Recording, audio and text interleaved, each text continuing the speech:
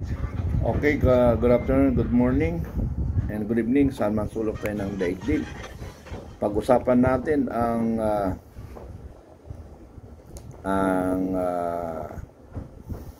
nangyayari sa ating Pilipinas na hindi ko maintindihan. Magulo dahil sa impeachment, magulo dahil sa politika, lahat na magulo. Dahil nga ito, dahil sa mahina yung ating leader. Dahil sa kahinaan ng ating leader, nagkawindang-windang ang Pilipinas, nagkawatak-watak. Pero kung isurvey natin, mga kaibigan, parang 20% versus 80%. Digong ang 80%. Sa dahi nga, mayroon ng province of Philippines doon sa Netherlands. Nang dahil sa kasakaman ng administration ito, nagpakita ang sambayan ng Pilipino na mali ang kanilang decision. Pero ako rin, nagtataka rin ako. Marami ring naniniwala na may sala si Inday Sara. Okay, taningin natin kung may sala si Inday. Matanong natin, may sala ba si Inday Sara? Actually, yung impeachment niyan, hindi yan yung sino may sala, sino ang may gusto, kung ano ang gusto, yun ang mangyayari. Kaya pinaprotektahan ng senador. Kasi yung decision dyan, majority decision, ay hindi base sa katotohanan. Base yan sa politika. Base yan sa bayaran. Ang kinakatakot ng mga makadigong ay baka mabayaran. Kaya hindi nila inattend. That is my opinion. Hindi nila inattend na patuloy. Kasi nga, hindi nga yan dahil sa tamang decision, dahil tamang presentation, kung hindi tama ang pera, tama ang politika. Ganun yun. Pero nagtataka ako, si Father the Running Fresh, kasama namin ito sa Comelec, laban sa mga tiwali. Pero bakit nandito siya? Okay lang sana siya kung maging neutral. Kasi kung naniniwala siya na may sala si Sara Duterte, mas lalong may sala ang Pangulong Marcos. Yun yung tanong dyan . Kumbaga sa percentage of sala, tuldok lang yung kasalanan ni Inday Sara versus sa kay Marcos. Ang kay Marcos budget is 4 point something billion. Billion yun . Doon pa lang sa point, hindi pa makaabot si Sara. Sa point something lang . 4 pa billion. Kaya hindi ko maintindihan ang pag-iisip ng mga utak ng Pilipino. Parang baliw sa... Pero anyway, that is the doctrine of communism. Magaling kasi mag-doktrina, mag-influence ang komunista. So, gano'n lang, wala tayong magawa. Kasi that is the influence of the communist. Pero pakinggan natin ang comment ng ICC prosecutor ng Dahi Court o ICC Court. Tungkol ito sa response ng ICC prosecutor doon sa petition interim release ng kampo ni PRRD. Nagsalita na po sila.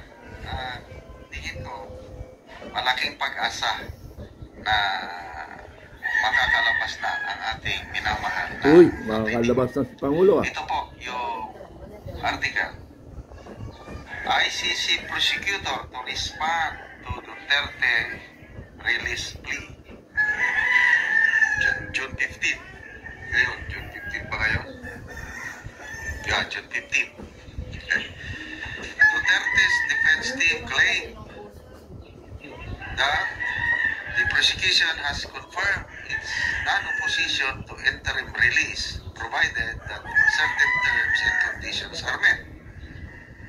Without directly confirming its position on the matter, the Office of the Prosecutor of the International Criminal Court said it will respond to the request for interim release of former President Rodrigo Duterte.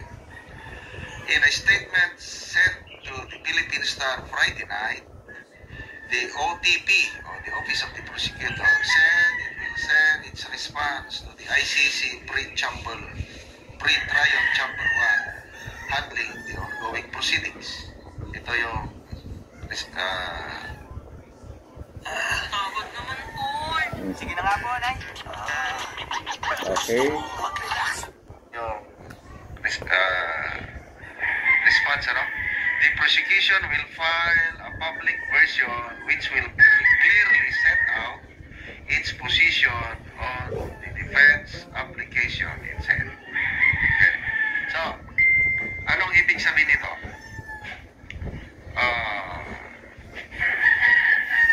Si Atty. Kaufman, matagal ng abogado niya, hindi naman niya basta-basta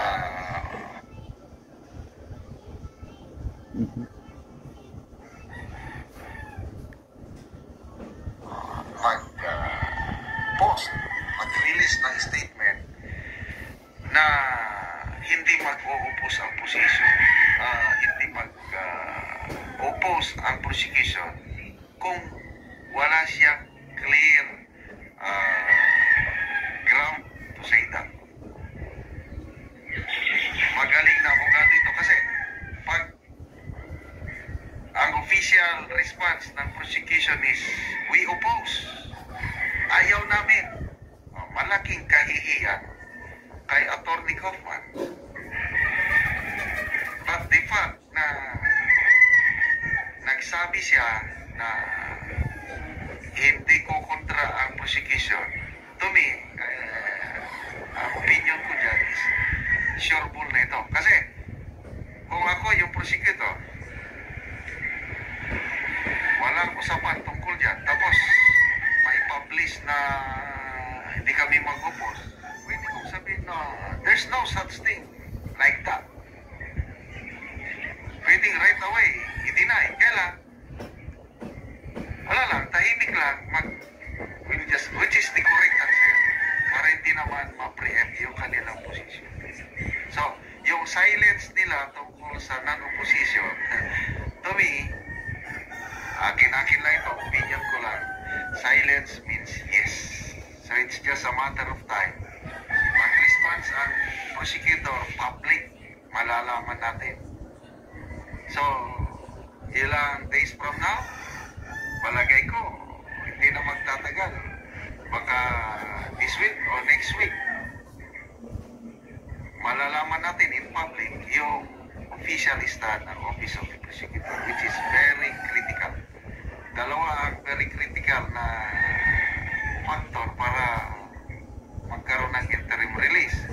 Yung host country, yung availability, willingness ng host country na magtanggap, mag-operate. Eh meron na. Tapos ito, yung prosecution. Let's pray na tama yung statement na inihayag ni Atty. Kaufman na hindi po kukontra ang prosecution.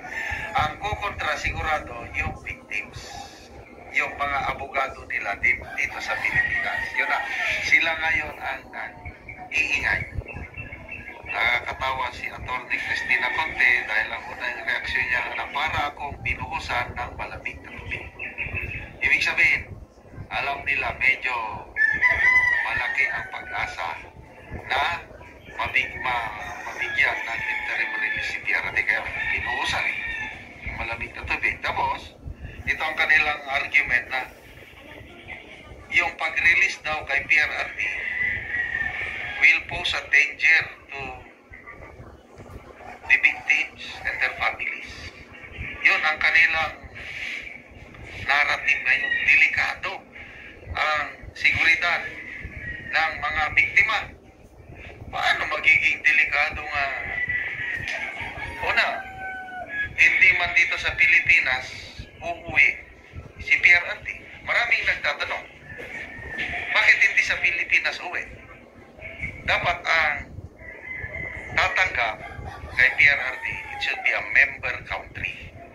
Eh ang Pilipinas, hindi na po tayo member. Kaya hindi na siya pwedeng hindi pwede ang Pilipinas natanggapin yung interim release ni PRRD dahil hindi naman. Plus diba, ang Marcos Jr. Administration ang nagpadala kay PRRD sa ICC, kaya imposibleng tatanggapin nila dito. Kaya yun po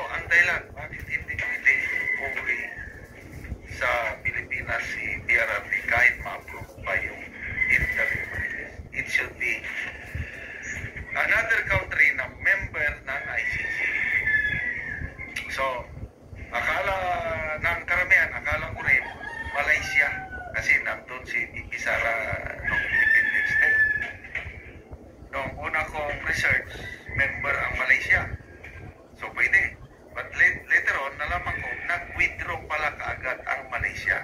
1 month after na nag-join, dahil maraming kumontra, withdraw agad.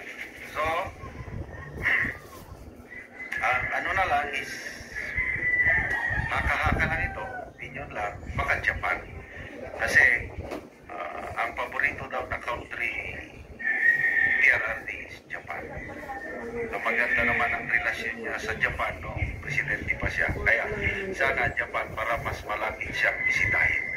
So kaming pamilya, maghahanda na kami bibisita kay PRRD pag makalabas siya. Basta dito lang sa Asia. Kung sa Europe ay wala kaming visa pumunta Europe. Okay, salamat mga kaibigan sa inyong pagsubaybay sa ating channel. Nakakatulong kayo ng malaki sa tribong Talantig ng Bukidnon. Okay, maraming salamat, General Macanas, my former Deputy Commander sa Deputy. So, opinion ko rin,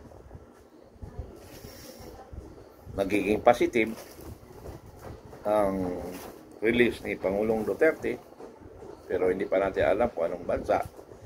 Now, yung sinasabi niyang danger kung ma-release si Pangulong Duterte, alam mo, Attorney Conte, hindi ka naman bobo, abogado ka.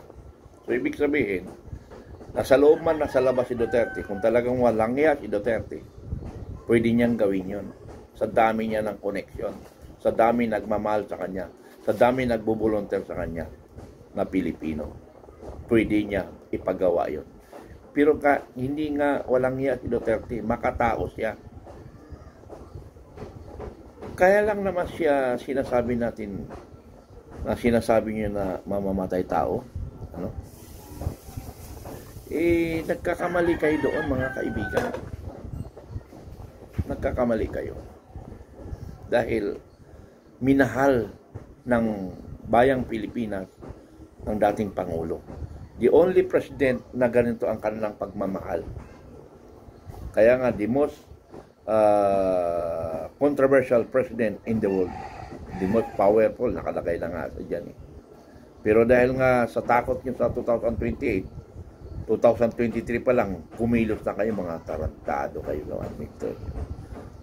Alam nyo, sa totoo lang, magkasama tayo, pero walang iya talaga ang administration. Dahil nga sa kawalan ng katapangan o kawalan ng leadership ng ating Pangulo, kaya nagwindang ang ating bansang Pilipinas. Yun lang, maraming salamat, bye-bye, I love you all. Salamat sa inyong pagtulong at lumalakas ang Filipino Guerrilla Forces. Patuloy lang tayo at pag nagkaroon tayo ng budget, iikutin ko lahat ng probinsya ng Pilipinas. Maraming salamat, bye-bye, I love you all.